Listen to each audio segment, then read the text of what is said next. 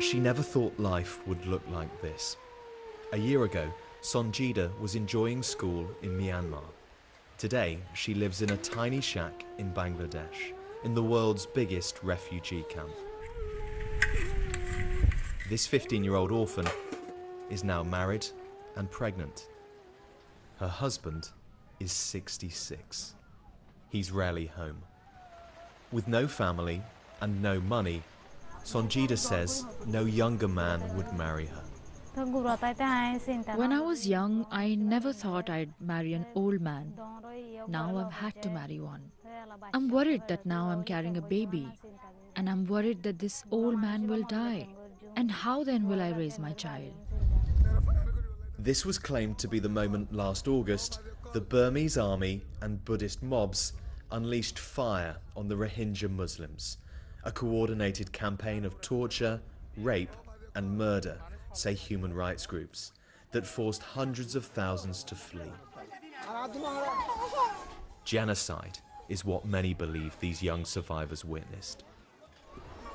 A year on, their makeshift shelters that were thrown together now have a depressing permanence. They may be fed by aid agencies, but they're not safe.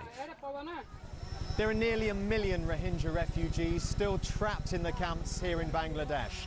Half of them are children, and there's little sign of them being able to return home to Myanmar anytime soon.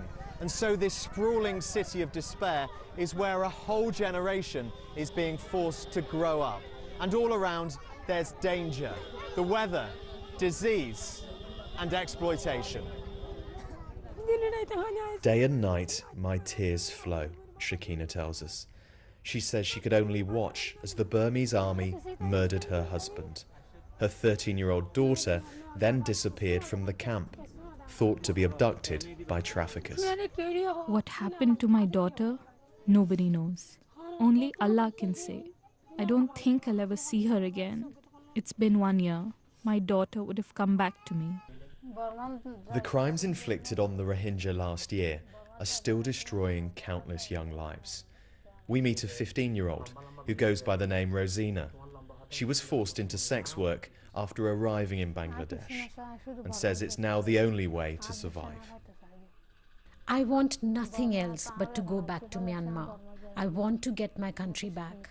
I've left lots of relatives there. I hate it here.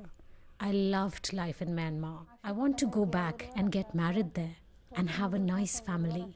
If I keep doing this, my life will be destroyed. Aung San Suu Kyi's Myanmar claims it wants to bring these children back. Plenty doubt that. So the fear is they'll be forgotten and the dangers they face ignored, that the world simply accepts this precarious circle of life.